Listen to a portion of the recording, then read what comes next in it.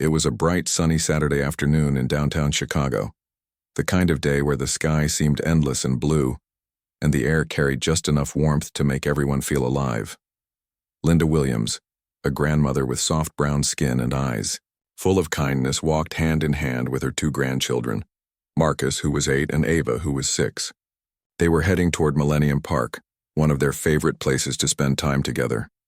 Linda wore a simple floral dress that swayed gently as she moved, along with comfortable shoes perfect for walking long distances.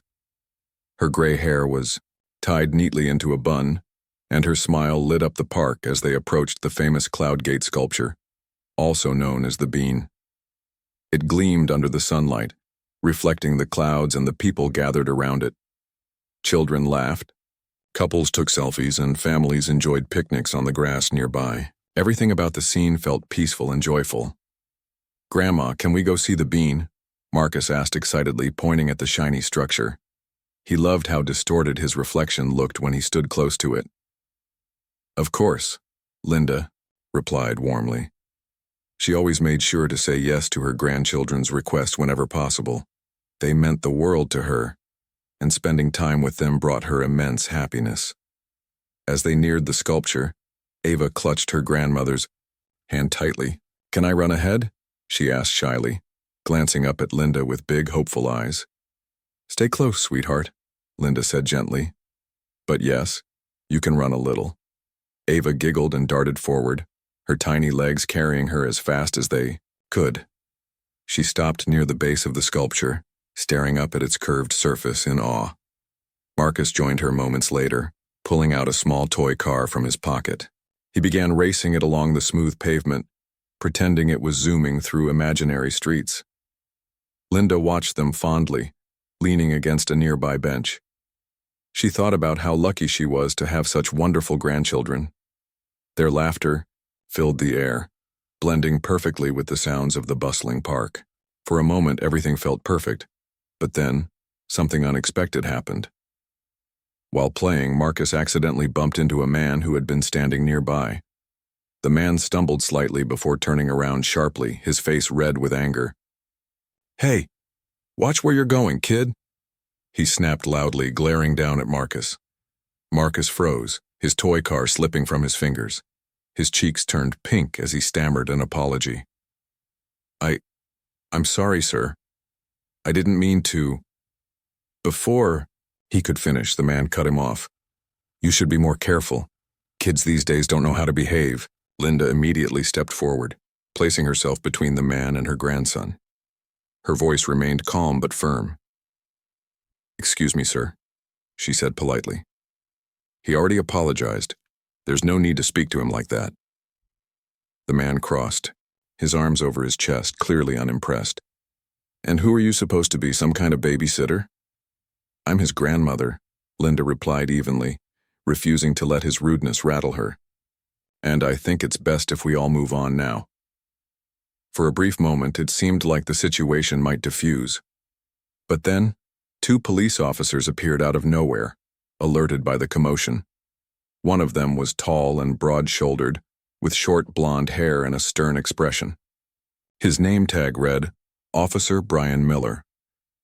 The other was shorter, with dark hair and a scowl permanently etched onto his face. His badge identified him as Officer Daniel Harper. "What's going on here?" Officer Miller demanded, his tone sharp and accusatory. The angry man pointed at Linda and her grandchildren. "That boy ran into me, and this woman is trying to start trouble." Linda frowned, shaking her head. "That's not true at all. My grandson accidentally bumped into you and he apologized. This gentleman seems upset, but there's really no reason for any of this." Instead of listening, Officer Harper narrowed, his eyes suspiciously at Linda. "Ma'am, why don't you step aside so we can handle this properly?" "There's nothing to handle," Linda insisted. "We were simply enjoying our day until this man decided to make a scene." Officer Miller exchanged a glance with his partner before stepping closer to Linda. "Let's not cause any more problems, okay? Just come with us." Linda blinked in disbelief. "Come with you? Why?" "I haven't done anything wrong." Her calm demeanor only seemed to irritate the officers further. Without warning, Officer Miller grabbed her arm roughly and pulled her, away from Marcus and Ava. "Don't make this harder than it needs to be," he muttered under his breath. "Grandma," Marcus cried out, tears welling up in his eyes. Ava clung to her brother, looking terrified.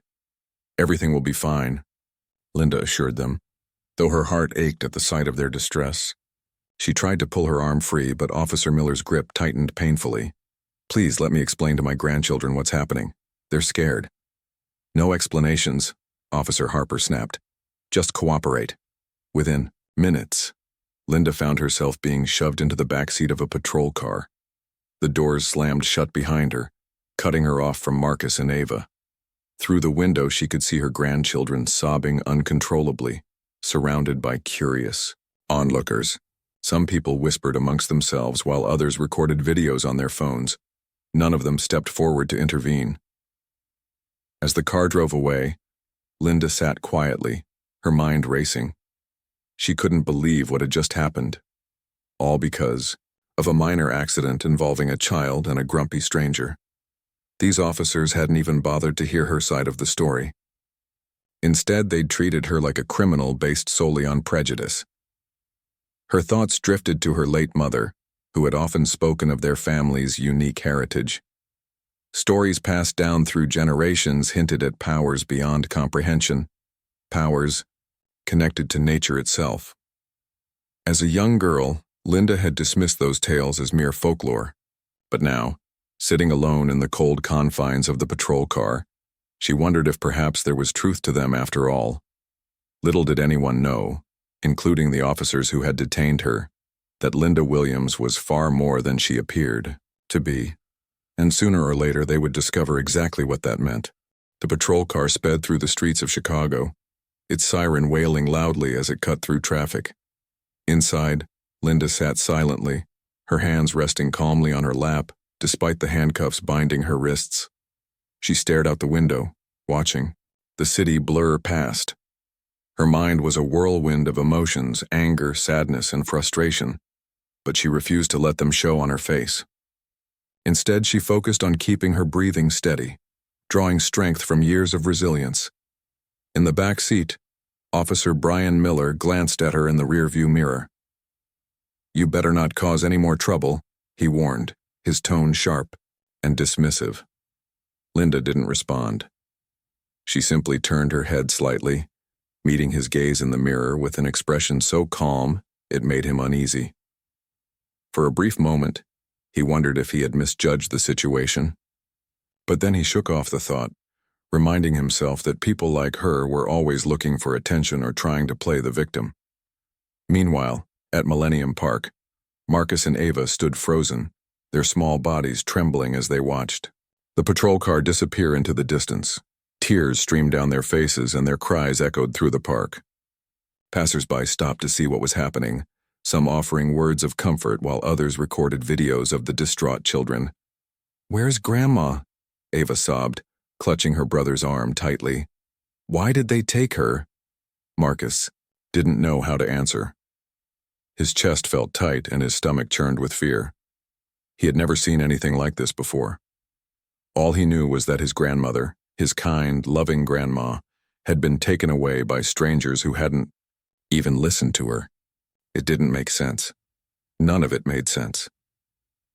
A young woman nearby knelt down beside them, her voice soft and reassuring. "Don't worry, sweethearts. We'll figure this out.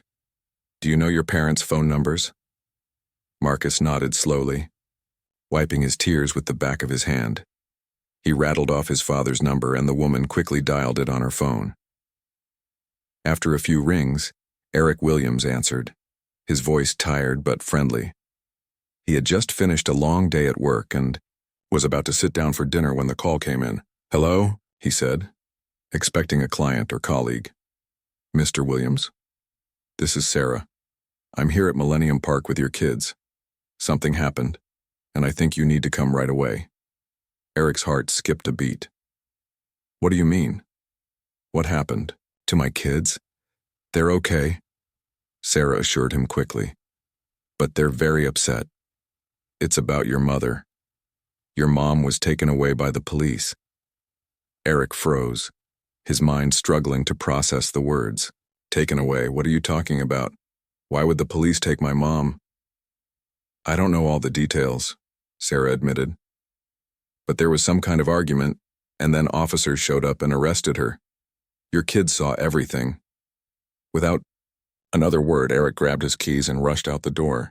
The drive to the park felt endless, every second dragging on as his mind raced with questions. Who would arrest his mother? What could she possibly have done? And why hadn't anyone called him sooner? When he arrived, he spotted Marcus and Ava immediately. They were sitting on a bench wrapped in blankets provided by a concerned bystander. Their faces were streaked with tears, and their eyes lit up with relief when they saw him. "Dad!" Marcus exclaimed, running toward him. "They took Grandma. They just grabbed her and put her in a car." Eric knelt down, pulling both children into a tight hug. "It's okay," he murmured, though his own voice trembled with emotion. "I'm here now. Tell me exactly what happened." Between sobs, Marcus and Ava recounted the events. The bump, the angry man, the officers showing up, and how their grandmother had tried to explain but wasn't given a chance to speak. As they spoke, Eric's blood boiled. He recognized the pattern all too well. This wasn't just about an accident or a misunderstanding. This was about bias and prejudice. His mother had been targeted because of the color of her skin. After calming the children, Eric thanked the people who had stayed to help and promised to keep them updated. Then he loaded Marcus and Ava into his car and headed home. Once there, he tucked them into bed, assuring them that everything would be all right. But inside, he was seething. How could this happen? How could anyone treat his mother, a woman who had dedicated her life to raising a family and helping others, with such disrespect? As soon as the kids were asleep, Eric sprang into action. He called his closest friend, Jamal, who worked as a journalist. "Jamal, I need your help," Eric said urgently. "My mom was arrested today at Millennium Park. I don't know where she is or what charges they're holding her on, but I need to find out." Jamal listened carefully, taking notes. "Okay, I'll reach out to my contacts at the precinct and see what I can dig up. In the meantime, start documenting everything. Get statements from witnesses if you can, and don't forget to file a formal complaint." Eric nodded, even though Jamal couldn't see him. "Thanks, man. I owe you one." "No problem," Jamal replied. "We'll get to the bottom of this." While waiting for updates, Eric found himself thinking about his childhood. Growing up, he had always admired his mother's quiet strength. She never raised her voice, never complained, and yet she commanded respect wherever she went. There were moments, though, when he noticed strange things about her, things he couldn't quite explain. He remembered one summer evening when he was 10 years old. A fierce storm had rolled in, lightning crackling across the sky and wind shaking the windows. Everyone in the neighborhood had been scared, but not Linda. She had stepped outside onto the porch, raised her hands toward the heavens, and whispered something under her breath. Within minutes, the storm had calmed, leaving behind a peaceful stillness. At the time, Eric had dismissed it as coincidence, but now, memories like that flooded back, making him wonder if there was more to his mother than he realized. Was it possible that she possessed some kind of special ability? If so, why had she kept it hidden for so long? Back at the precinct, Linda sat alone in a small, dimly lit room. The officers had left her there after booking her, muttering something about processing paperwork. She ignored their harsh words and instead focused inward, reflecting on her life and the legacy passed down to her by her ancestors. Her mother used to tell stories about the Williams family's connection to the earth and its power. According to legend, they were guardians of balance chosen to protect humanity from chaos and destruction. These powers weren't meant for personal gain, but rather to ensure harmony in the world. As a child, Linda had struggled to believe those tales. But over time, she began to notice subtle signs. The way flowers bloomed brighter near her, the way animals seemed drawn to her presence, the way storms responded to her voice. For decades, she had chosen to live quietly, burying that part of herself to avoid drawing attention. Now, however, circumstances had forced her hand. She knew she couldn't stay silent any longer. If these officers thought they could intimidate her, they were gravely mistaken. Taking a deep breath, Linda closed her eyes and centered herself. She reached deep within, tapping into the ancient energy that flowed through her veins. It stirred slowly at first, like a distant rumble, but quickly grew stronger. The air around her began to hum with electricity, and the faint scent of rain filled the room. Outside, Officer Harper leaned against a desk, scrolling through his phone. Suddenly, the lights flickered overhead. He looked up, frowning. "What the hell?" he muttered. Officer Miller joined him, equally puzzled. "Did we lose power?" Before either of them could investigate further, the ground beneath their feet trembled violently. Desks shook, papers scattered, and alarms blared throughout the building. Panic erupted among the staff as everyone scrambled to figure out what was happening. Linda opened her eyes, a serene smile spreading across her face. The officers might not understand who or what they were dealing with, but they were about to learn a valuable lesson. The trembling at the precinct grew stronger, shaking the entire building as if an earthquake had struck. Officers scrambled to steady themselves, grabbing onto desks and walls for support. Papers flew everywhere, lights flickered wildly, and the sound of alarms blared through the halls. It was chaos, complete and utter chaos. Linda sat calmly in the small holding room, her eyes closed and her breathing steady. She didn't need to see what was happening to know that her power was taking effect. The energy coursing through her was ancient, raw, and unstoppable. For years she had kept it hidden, choosing a quiet life over one of confrontation.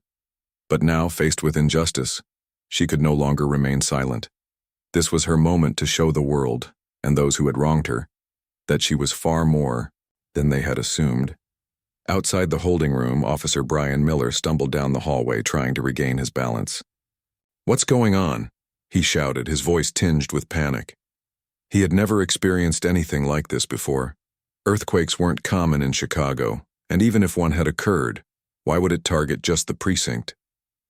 Officer Daniel Harper appeared moments later, his face pale with fear.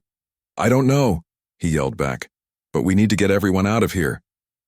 As they tried to organize an evacuation, the trembling intensified. Cracks began forming in the walls, and ceiling tiles rattled loose, falling to the floor with loud crashes. Officers and civilians alike screamed, rushing toward the exits.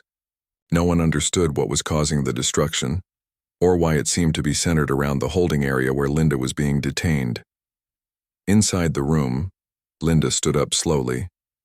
Her handcuffs clinked softly as she moved, but they did nothing to restrain the power within her.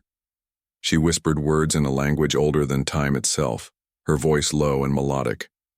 To anyone listening, it might have sounded like wind rustling through leaves or water flowing over rocks. But the officers nearby felt its weight, a deep, resonant force that seemed to echo in their very bones. The door to the holding room burst open, and Officer Miller staggered inside, his gun drawn. His hands shook as he pointed it at Linda. "Stop this," he demanded, his voice cracking. "Whatever you're doing, stop it right now." Linda opened her eyes and looked at him directly. There was no anger in her gaze, only calm authority. "You made a mistake today," she said simply. "You judged me based on my appearance, not my actions. You treated me as less than human, but I am more than you can comprehend." Miller took a step back, his grip tightening on the gun. "This isn't real," he muttered under his breath. "This can't be real." "It is real," Linda replied, "and it's time for you to understand the consequences of your actions." With a wave of her hand, the trembling stopped. The air grew still, and the alarms fell silent. For a moment, everything was eerily calm. Then, without warning, the ground beneath Miller cracked open slightly, forcing him to stumble backward. He dropped his gun, his face filled with terror. What are you?" he stammered, falling to his knees. "I am a guardian," Linda answered. "A protector of balance and justice. My ancestors carried this responsibility long before I was born, and now it falls to me." Harper appeared in the doorway, his own weapon raised. "Stay back," he shouted, though his voice wavered. He aimed the gun at Linda, but his hands trembled so badly that he couldn't hold it steady. Linda turned her attention to him, her expression unchanged. "You have two choices," she said evenly. "You can continue down this path of ignorance and hatred, or you can learn from this experience and change. The choice is yours." For a moment, neither officer moved. They stared at her, their minds struggling to process what they were witnessing. This wasn't supposed to happen. People weren't supposed to have powers like this. It defied everything they believed about the world and about themselves. Finally, Harper lowered his gun, his shoulders slumping in defeat. We didn't know." He trailed off, unable to finish his sentence. "You didn't take the time to know," Linda corrected him gently. "That's the problem. Instead of seeing me as a person, you saw a stereotype, and because of that, you caused harm, not just to me, but to my family." At the mention of her family, Linda's voice softened slightly. She thought of Marcus and Ava, their frightened faces burned into her memory. They had witnessed the arrest, seen their grandmother humiliated in front of strangers. That image haunted her, fueling her determination to make things right.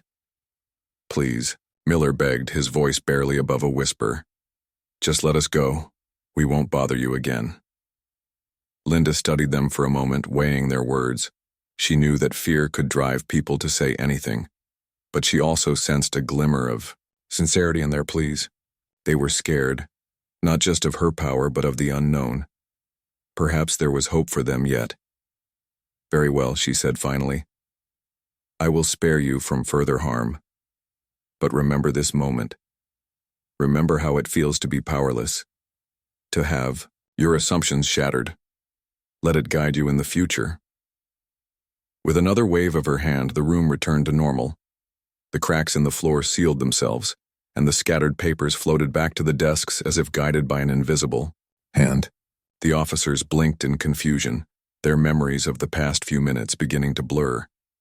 Linda had chosen to erase their recollection of her powers, leaving behind only a lingering sense of guilt and unease. When the dust settled, Miller and Harper found themselves standing in the empty hallway, unsure of how they had gotten there. Their hearts raced and their bodies ached as if they had been through something traumatic, but they couldn't quite recall what. All they knew was that something had gone terribly wrong, and they needed to leave the precinct immediately.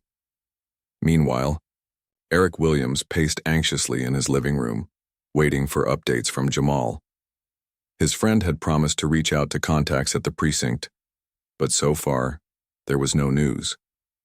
Every passing minute felt like an eternity, and Eric's mind raced with worst-case scenarios. "Dad, is Grandma okay?" Marcus asked softly, peeking into the room. Despite being tucked into bed earlier, he hadn't been able to sleep.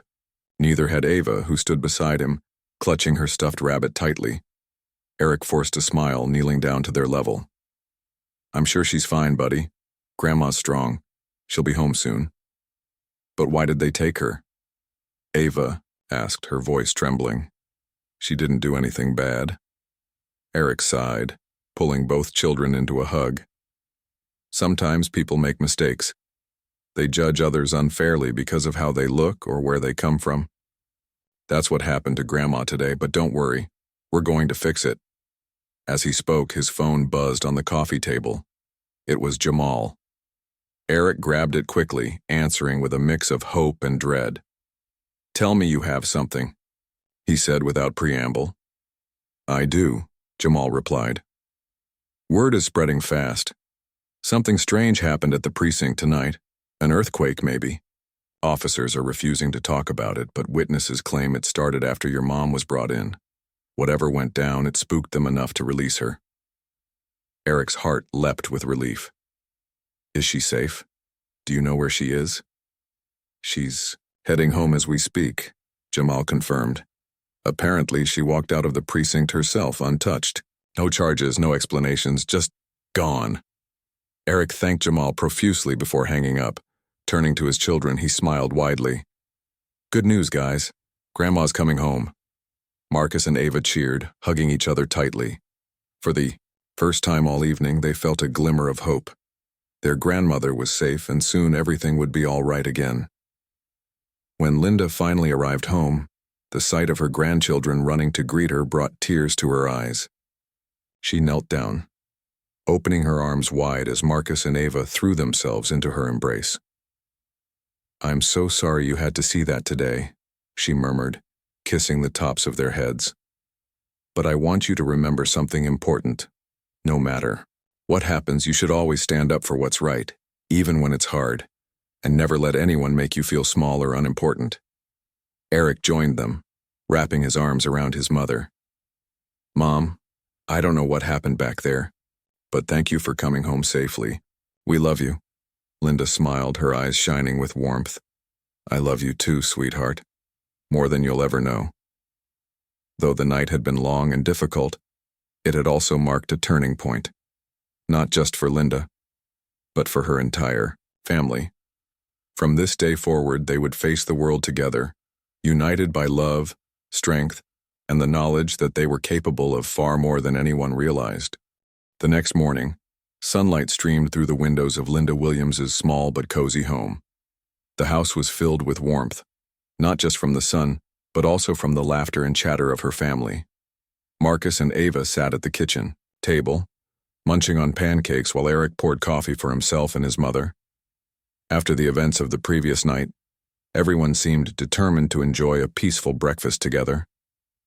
Linda sipped her tea quietly, her thoughts drifting back to the precinct. She had used her powers sparingly throughout her life, always choosing discretion over display. But last night had been different. Last night, she had no choice but to act. Even now, she wasn't sure if she had done the right thing by revealing herself, not fully at least, to those officers. Still, she couldn't deny that it felt good to stand up for herself and her family in such a profound way. "Grandma," Marcus said suddenly, breaking the silence, "can you tell us more about what happened yesterday? Were you really magical?" Linda chuckled softly, setting her cup down. "Magical isn't quite the word I'd use, sweetheart. Let's just say I have certain abilities, gifts, that have been passed down in our family for generations." Eric raised an eyebrow, intrigued. Growing up, he had heard fragments of these stories from his mother, but she had always brushed them off as old tales or metaphors. Now, sitting across from her, he realized there might be truth to them after all. "Mom, is that why you've always been so calm during storms? Or why plants seem to grow better around you?" Linda nodded slowly. "Yes, that's part of it. My ancestors were guardians of balance and harmony. They protected people and nature alike, ensuring that the world stayed in tune. It's a big responsibility, one I've carried quietly my whole life." Ava tilted her head. Her curiosity piqued. "Does that mean we can do magic too?" Linda smiled warmly, reaching out to pat Ava's hand. "Maybe someday. These gifts aren't something you're born knowing how to use. They require patience, practice, and understanding. And most importantly, they come with a duty to help others, not to hurt them." Marcus frowned slightly. "But why didn't you ever tell us before? Why keep it a secret?" "It's complicated," Linda admitted. "For many years I chose to live simply because I wanted to focus on raising your father and building a normal life. Powers like mine attract attention, and I didn't want any of you to feel burdened by expectations or fear. But now," she paused, glancing at each of their faces, "now I think it's time for our family to embrace who we truly are." Eric leaned forward, his lawyer instincts kicking in.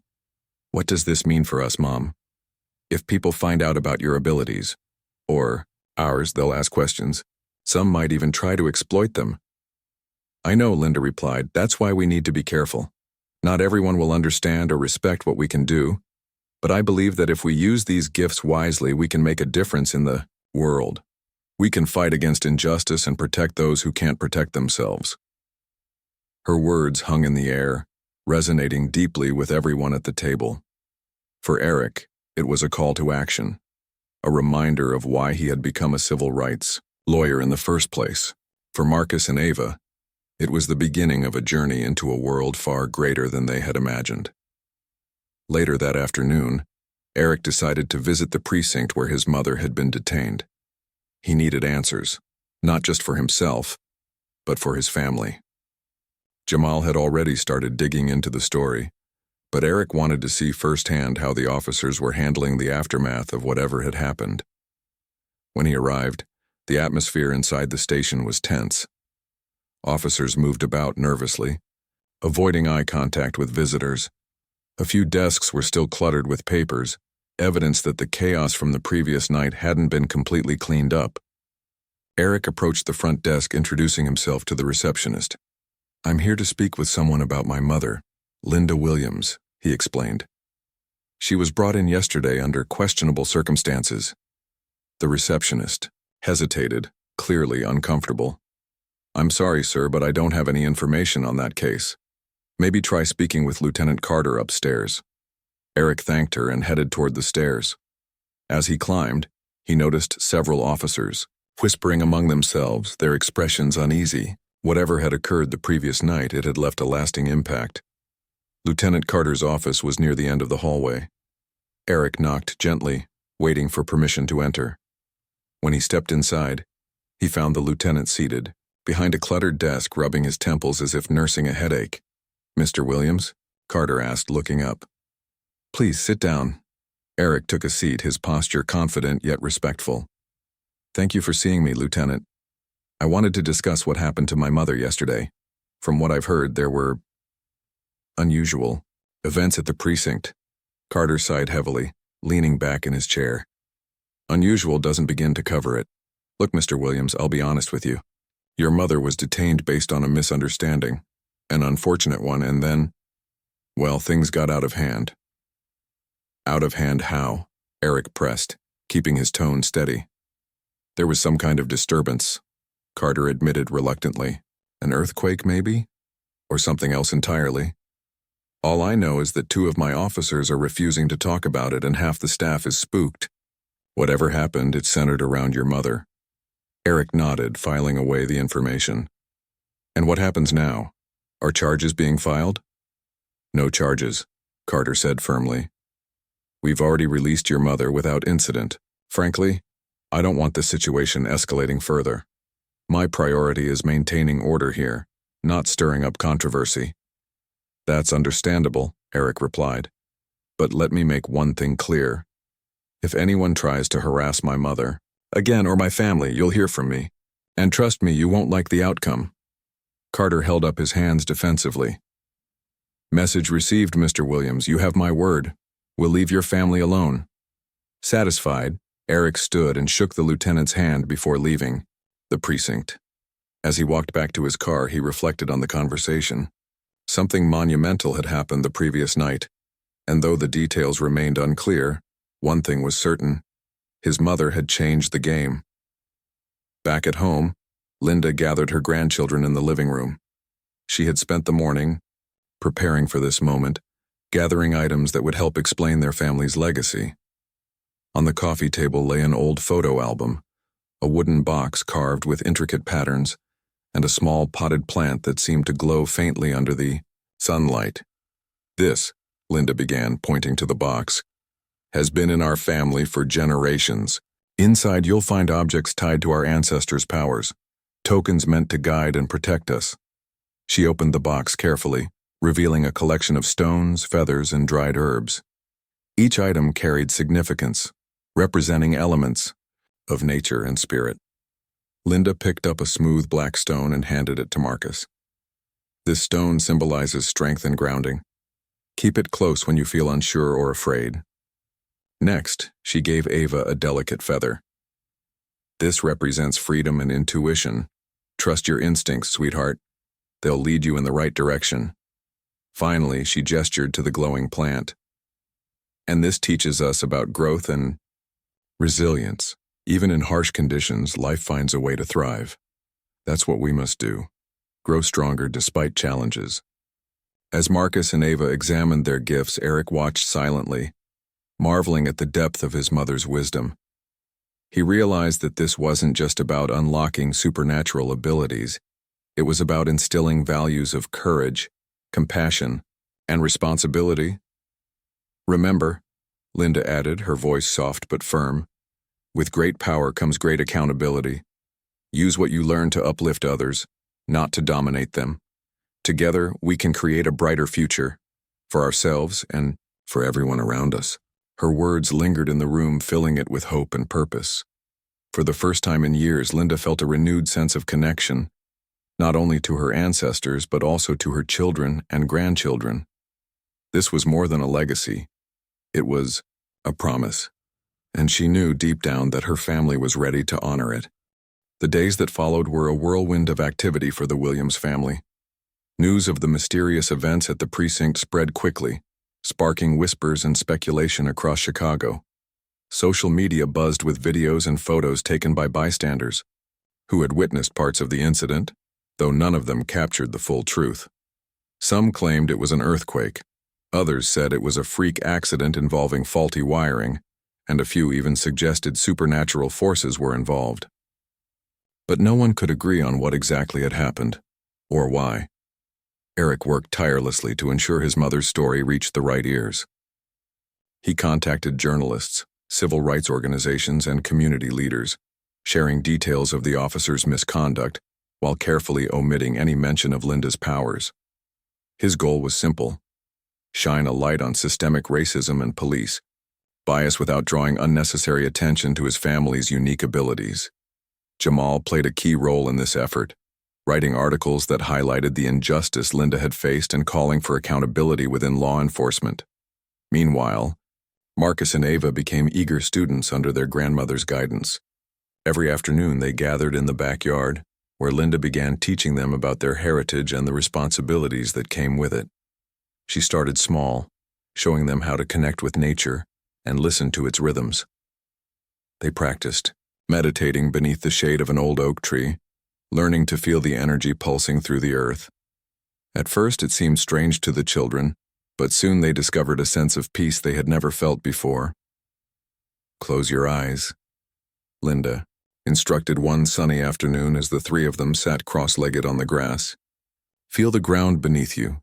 Imagine roots growing from your feet, reaching deep into the soil. That's where our strength comes from, the earth itself." Marcus wrinkled his nose, trying hard to focus. "I think I feel something," he said after a moment. "It's like tingling?" Linda smiled, nodding approvingly. "Good job, sweetheart. You're tapping into the life force around you. With practice, you'll learn to channel it." Ava giggled, opening one eye to peek at her brother. "Does this mean we can make plants grow faster, like superpowers?" "It's not quite like that," Linda explained gently. "These gifts are meant to nurture, not to control. Think of them as tools to help others, not to show off." Though still young, Marcus and Ava soaked up every word their grandmother said. They asked endless questions, eager to understand the world she described, a world where balance and harmony mattered more than power or dominance. For Linda, watching their curiosity blossom filled her with pride and hope. She knew it would take time for them to fully grasp the weight of their legacy, but she was confident they were ready. At school, Marcus found himself thinking about his lessons with Grandma during class. When recess rolled around, he couldn't resist testing some of what he'd learned. He knelt beside a patch of daisies near the playground fence, placing his hands lightly over the flowers. Closing his eyes, he focused on the sensation Linda had taught him, the warmth and energy flowing between him and the earth. To his amazement, the daisies seemed to perk up, their petals stretching toward the sun as if revitalized. A few classmates noticed and gathered around, pointing excitedly. "Whoa, how did you do that?" asked Jamal, a boy from his class. "I don't know," Marcus replied sheepishly, standing up quickly. "Maybe they just needed water or something." But deep down he knew better. It wasn't luck. It was the beginning of something extraordinary. When he got home, he told Linda about the incident. Instead of scolding him, she simply smiled. "You're discovering your potential earlier than I expected," she said. "That's wonderful, but remember, use these gifts wisely. People might not always react kindly to things they don't understand." Marcus nodded solemnly, vowing to be more careful in the future. As weeks turned into months, Eric launched a campaign aimed at educating communities about racial profiling and police accountability. Drawing inspiration from his mother's courage, he organized workshops and town hall meetings, inviting experts to speak alongside those who had experienced similar injustices. The response was overwhelming. People from all walks of life attended, eager to learn and contribute to meaningful change. One evening, after a particularly successful event, Eric returned home to find Linda waiting for him in the living room. Her expression was thoughtful, almost wistful. "You're doing amazing work, sweetheart," she said softly. "Your efforts are making a real difference." "Thanks, Mom," Eric replied, sitting beside her. "But I couldn't have done it without you. If you hadn't stood up to those officers that night, none of this would have happened." Linda shook her head. "Don't give me too much credit. You've always had a strong sense of justice. It runs in your blood. All I did was remind you of what we stand for." Eric hesitated, then asked the question that had been weighing on his mind. "Do you ever regret using your powers that night? I mean, exposing yourself like that must have been risky." Linda sighed, her gaze drifting toward the window. Outside, the stars twinkled faintly in the night sky.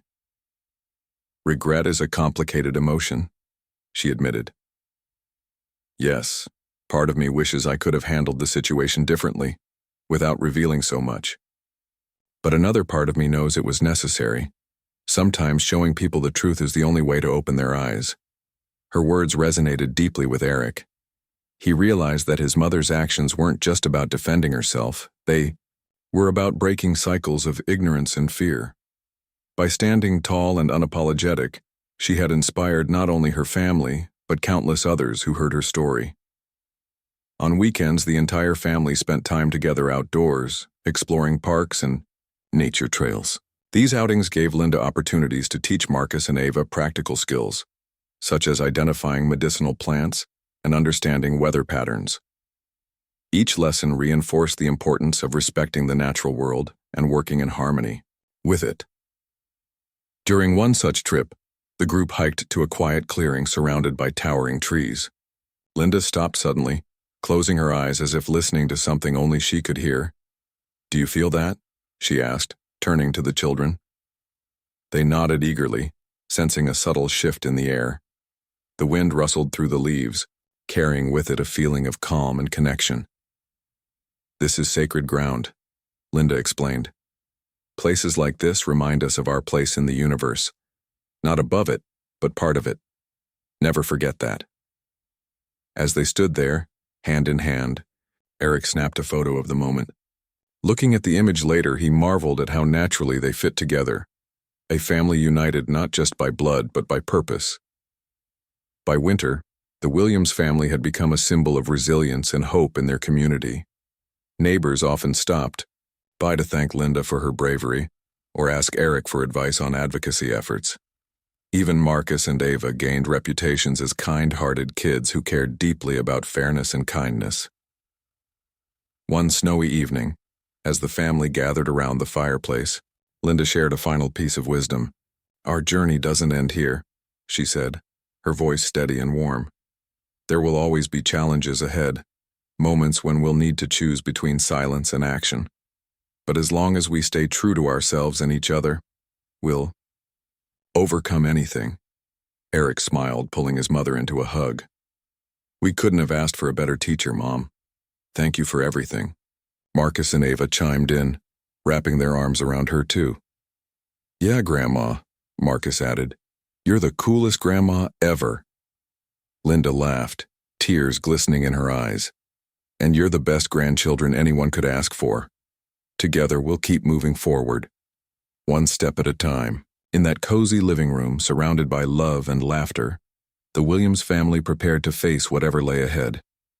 Their bond was stronger than ever, forged not just by shared experiences, but by a shared commitment to justice, compassion, and the greater good. Whatever challenges awaited them, they would meet them head-on, with courage, unity, and unwavering faith in themselves and each other. Spring arrived in Chicago, bringing with it a sense of renewal and fresh beginnings.